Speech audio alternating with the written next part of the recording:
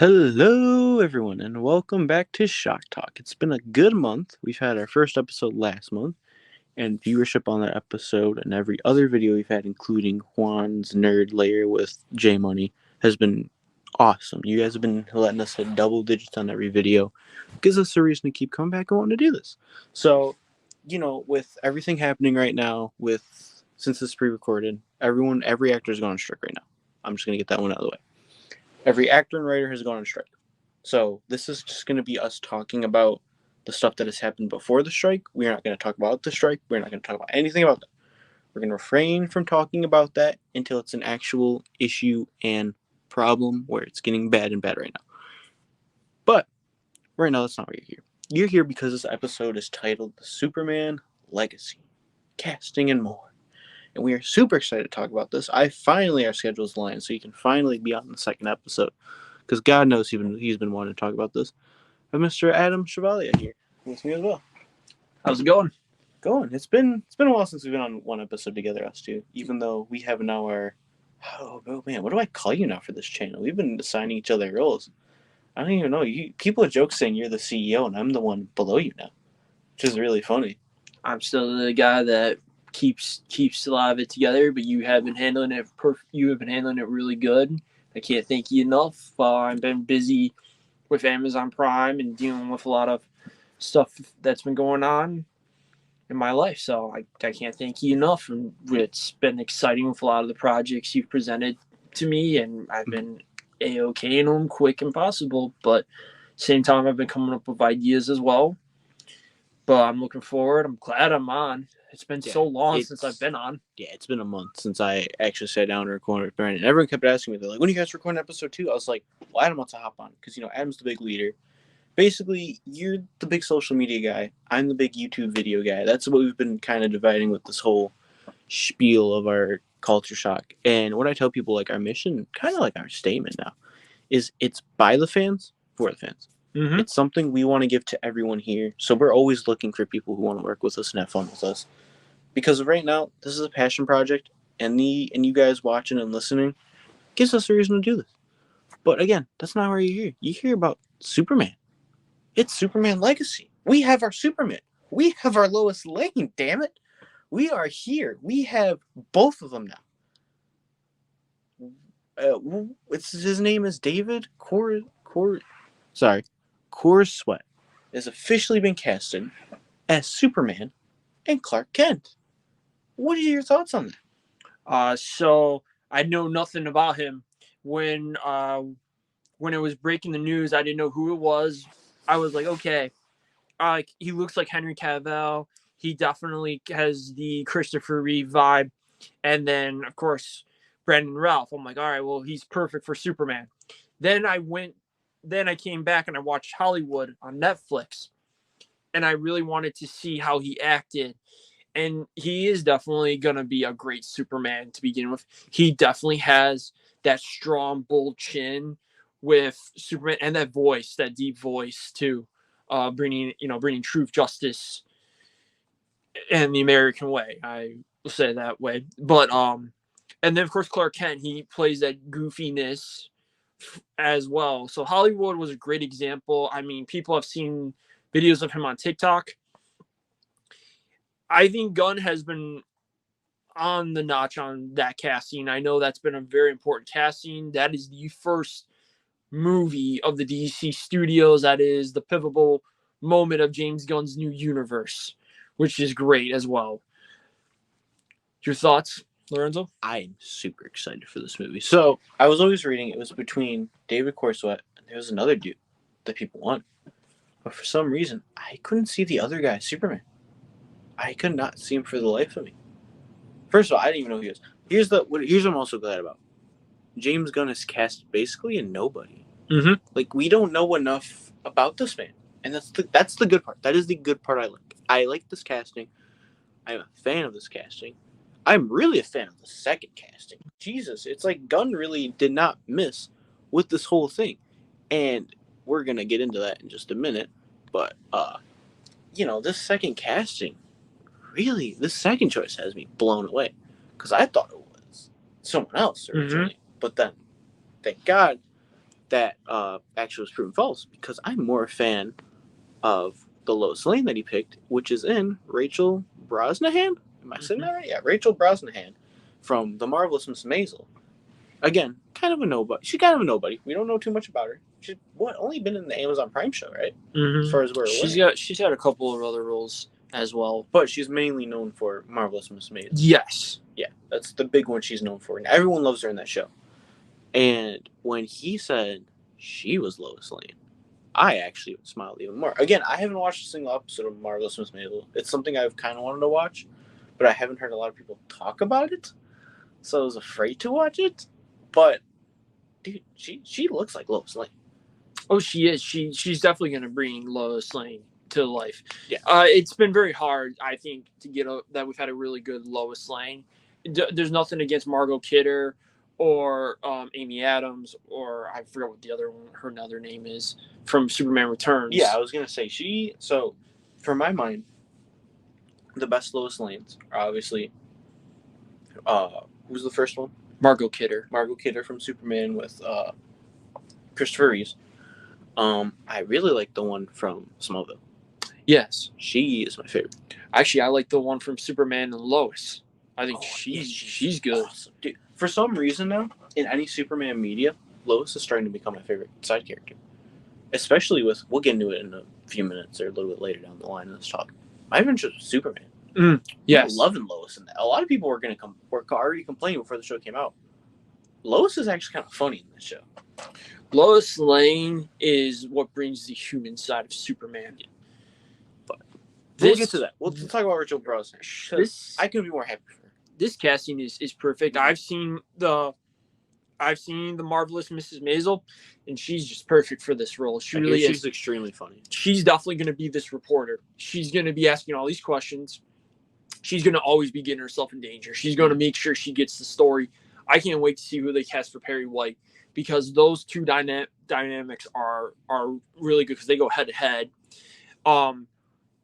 David and her doing the chemistry, it must have been out of the park. Yeah. They have those two played characters from like the 1940s, 1950s Hollywood life.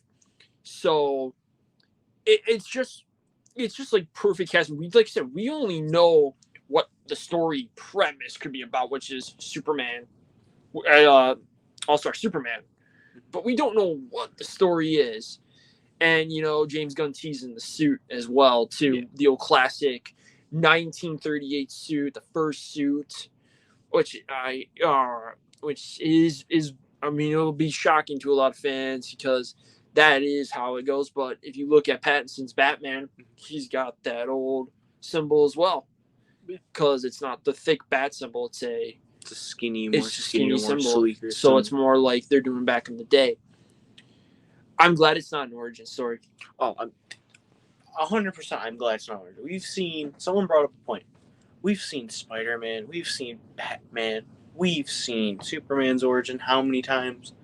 It's fine. It took a while for those big three characters to get out of the origin movie phase. Mm-hmm. And when it did, it paid off. Now, looking back, I'm a little off topic here.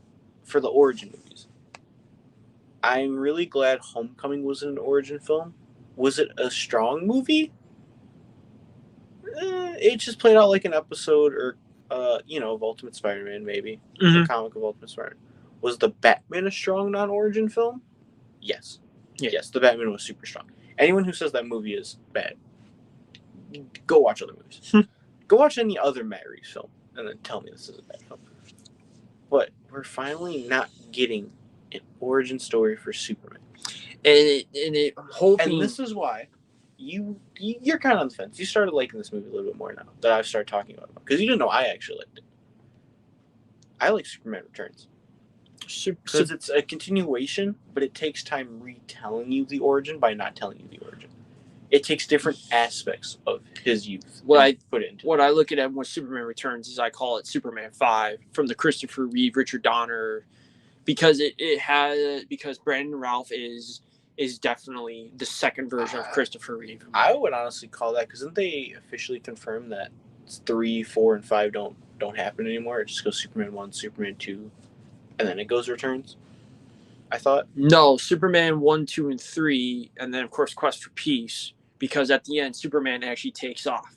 Oh, so then they okay. Mm-hmm. All right, so okay, I read somewhere that the 4 and 3 weren't, they scrapped that in favor of just 1, 2, and then it's returned. No, Superman, because Superman takes off to make sure he gets rid of nuclear weapons, and Lex Luthor creates the nuclear man. It's not the best Superman story, trust me. But at the end, he does take off, but no one knows where he went. And so with Superman Returns, so he went back to try to find the remainings of Krypton. But then there was proven that there's no remainings of Kryptons, that he just went off into space for no actual reason. But right, yeah. But with this one, it's going to be a nice fresh start. I love Man of Steel. I'm indifferent about it. I love certain aspects of it. I do think it's not the strongest Superman film that we've had in a while. Man of Steel is more of a Superman movie than it is a Clark Kent. So I'll bring this up to you, because I read this today. Man of Steel feels more like what a Batman movie should have been. It has more of a feel of what if Christopher Nolan, if a Superman actually existed on Earth, if it was a real life Superman, as Nolan was taking upon with his Batman, making it real. Zack Snyder and Nolan and David Goyer and Charles Roven try to make Superman feel real. So that's why I felt like Henry Cavill's Superman was treated more like a Jesus Christ. You got the birth, and then of course you got the death, then you got the resurrection. So you got 3. Yeah, in the trilogy. Makes sense. But Henry Cavill he definitely looks like he's always looked like Superman, and it's a shame of how they treated him. But it's time for another. It's been 10 years, so it's time to get a new Superman. There's new generations out there are going to want to see their own Superman. Is this the end of Henry Cavill's Superman? You never know, because who knows? They could do an Elseworld story, and it could be the Kingdom Come Superman, which I think would be perfect. I mean, even though Brandon Routh did a Kingdom Come Superman, and he did absolutely amazing. But besides all that, those 2 castings, there was 4 more castings that came out this week. Yeah, those ones were shockers. So the next few characters that are also going to appear in this movie is, so it's not Lex Luthor. It's not who we thought it was. They were completely out of left field. I went on Twitter because I logged off for 30 minutes. So the first one that was casted was Isabella Merced, I think that's how you say it, as Hawkgirl. That was extremely surprising. But wait, there's more. There's 2 more. There's technically 3 more. But we'll get into that one after. Ed Garasigi, is that how you say it? Ed Garasigi as Mr. Terrific, which Gunn put up that picture a while ago. It's the Alex Ross drawing of Mr. Terrific. Gunn's put it up, and people will go, wait, are we getting a new Mr. Terrific now? And the one that really surprised everyone, which I am super excited for this one, is Nathan Fillion as Guy Gardner. What do you think of those 3 when it got announced? So for Hawkgirl, I'm just shocked that they're gonna do Hawkgirl. So to me, I feel like we're getting that setup. These are all set up characters that have existed, part of the whole DC universe, because Superman may have existed for a couple of months. But wasn't actually Superman. Yeah. So the Hawkgirl one, she could have been there for a long time, but that's great because that can lead up to Justice League. Instead of using Hawkman, we can use Hawkgirl. Mr. Terrific is the stunning one to me, because it's like, oh, I didn't think that, but also too, James Gunn is Gunn, so he's gonna take obscure superheroes.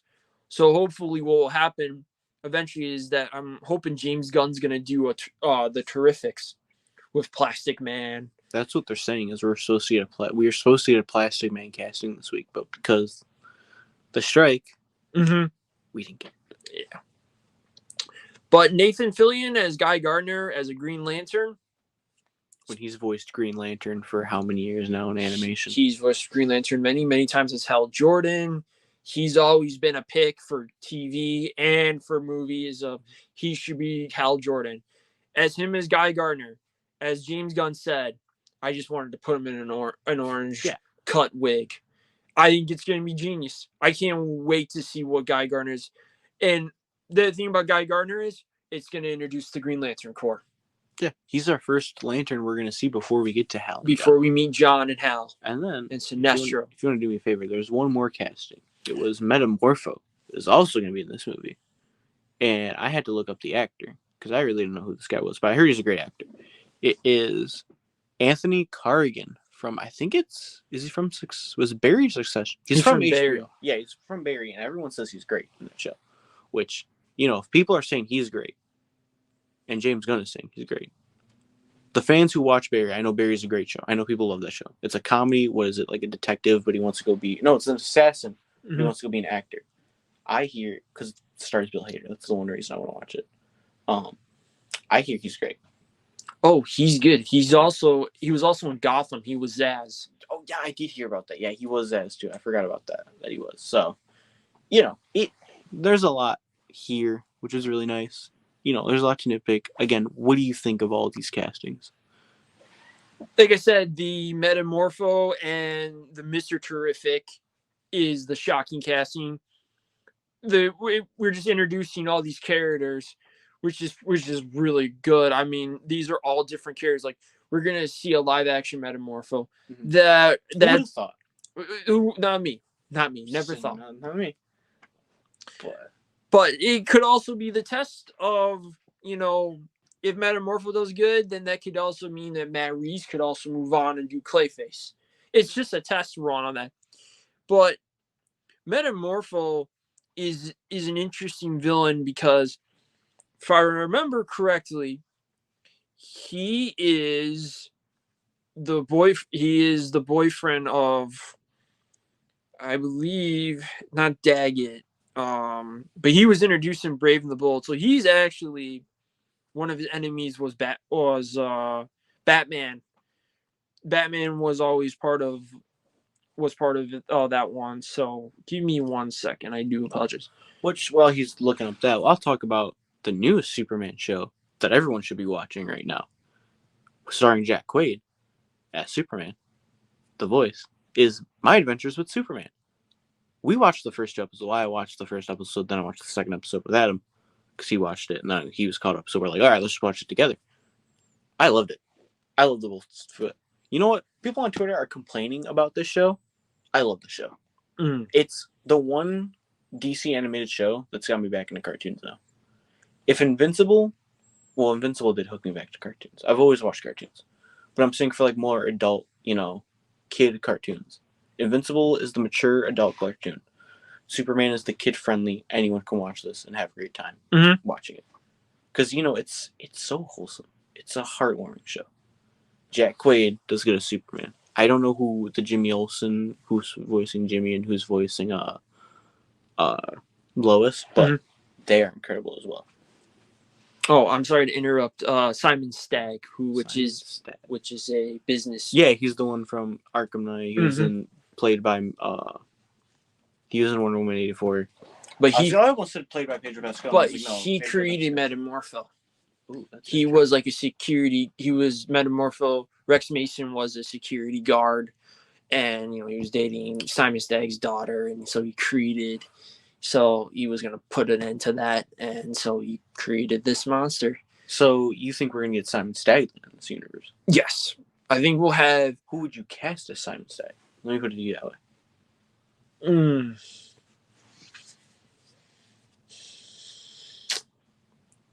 I don't have one. I don't have anyone in mind right now. I'm thinking of. I started liking him because he's been speaking out about the whole strike and everything. He's from Succession. Who's the older guy? I'm trying to blank. He's really good. Or I'd go out on a limb here. What about Bob Odenkirk? Bob Odenkirk would be good. As Simon Stagg. Yeah, he'd be good. Or him as Maxwell Lord even. Yeah. Maxwell Lord, yeah, he'd be. Or just bring back Pedro Pascal as Maxwell. No, And don't give him the blonde hair. I would rather bring Pedro Pascal. And then put Bob Odenkirk as. Mm-hmm. Because Simon Stagg was in Wonder Woman 84, but you didn't know it was him until you actually were like, wait a minute. He's a big character, but he's playing a small supporting role in this movie. Like, what? So, it's one of those things. It's one of those things, but if you introduce Stagg, then you might introduce, then the mentions of maybe if they end up doing in Superman Legacy, if they end up mentioning Gotham, I mean, everyone's going to lose their mind still. So, but back to My Adventures of Superman. Yeah. The show's awesome. Dude, it's an anime. It's a Superman anime. Who doesn't love it? When I was talking to you, I'm like, dude, this should be a Saturday morning cartoon again. Yeah. And you said that mostly kids watch cartoons at night now.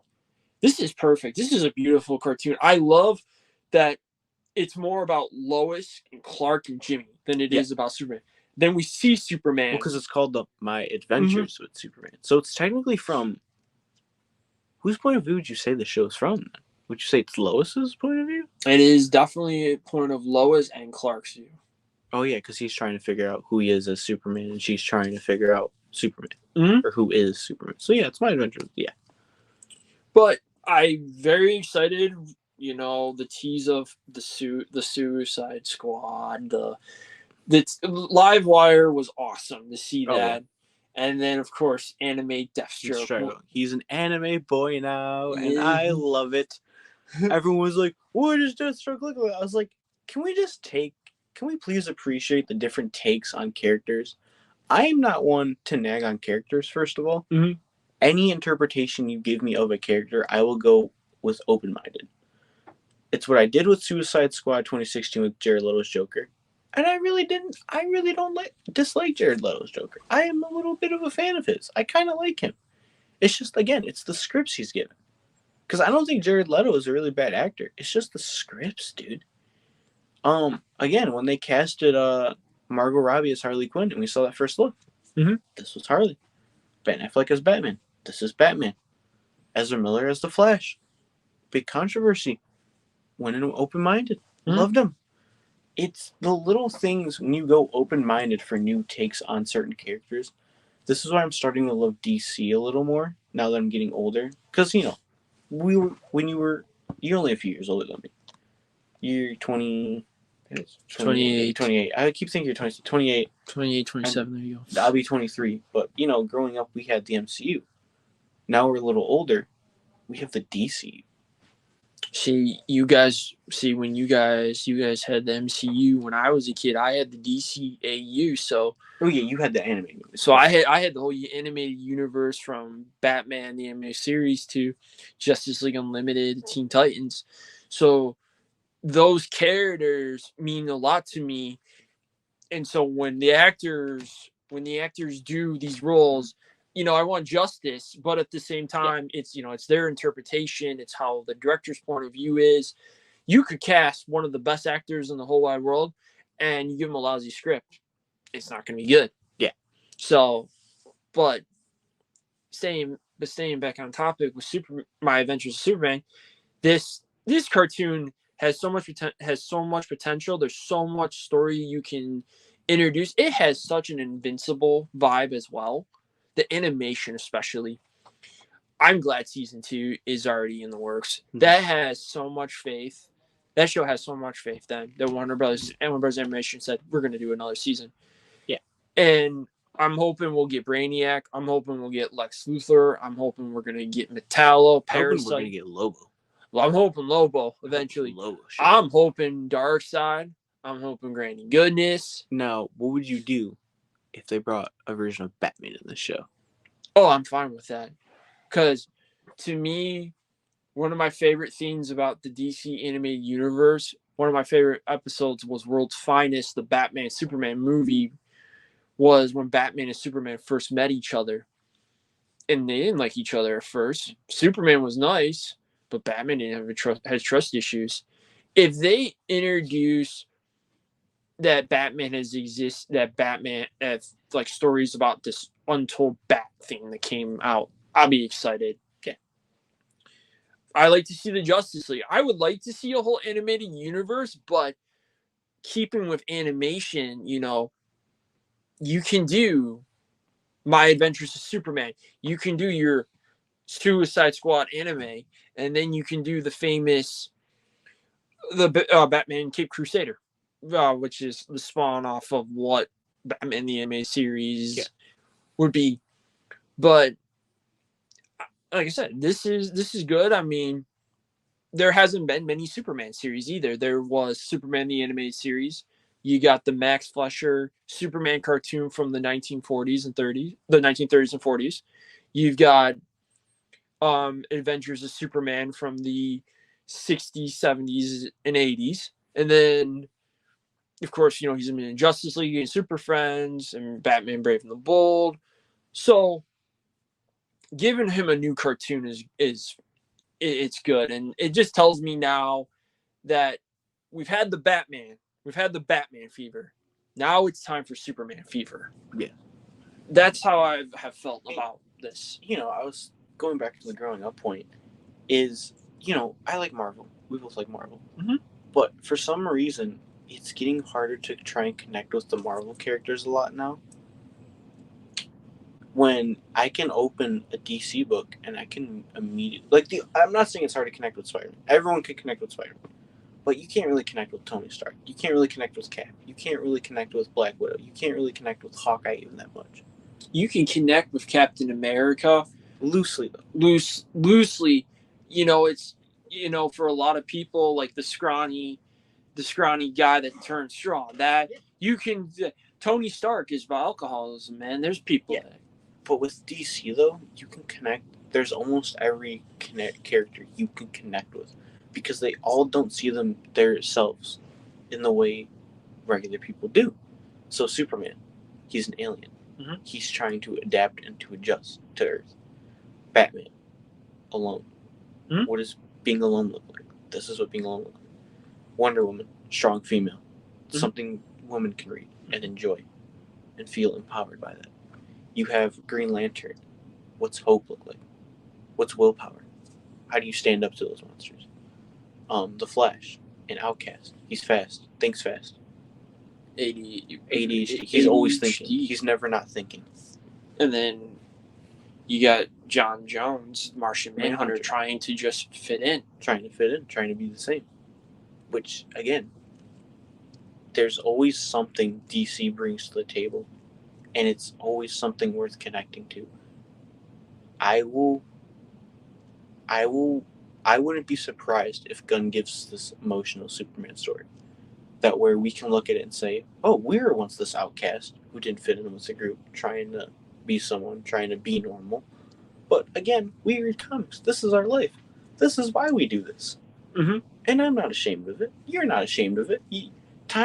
Years have switched now where we are getting more people who will want to read comics than when they didn't want to read comics. It was a bad thing when we read comics when we were growing up. If you told a kid you read comics, you either got made fun of, or got made fun of, basically. But nowadays, you tell people you read comics, it's like, oh, cool.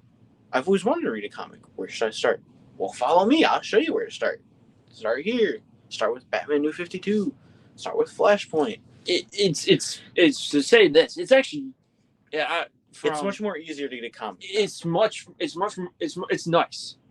It's nice off topic. It's nice to finally. It's finally nice to say that you can talk comic books and you're not an outcast, and you can go to the public and talk about Spider-Man and Batman and Captain America and Iron Man. In many ways, also too, with this, nerdy guys, it's always been tough. It's always tough to find women and hey, you like this? Well, you're weird then. It's nice to talk to people. It's nice to talk to girls about it, and they have the same common interests as well.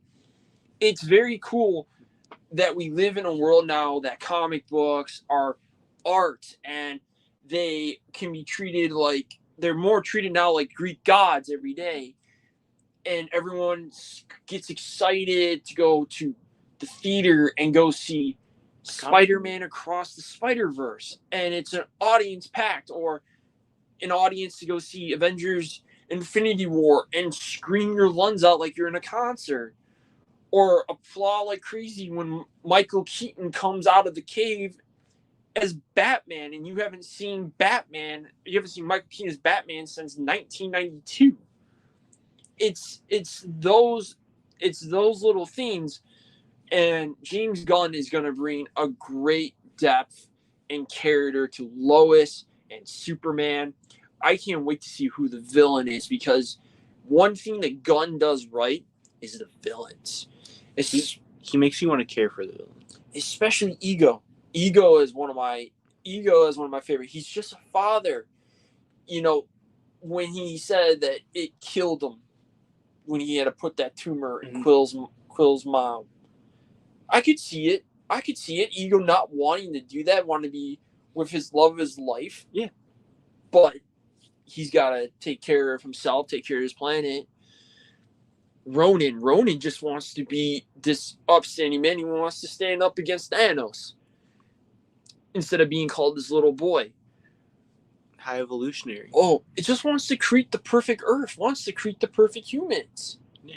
But at the same time, these villains, they have their moral, they have their priority, and nothing will stand in their way. And they didn't want to show their human side.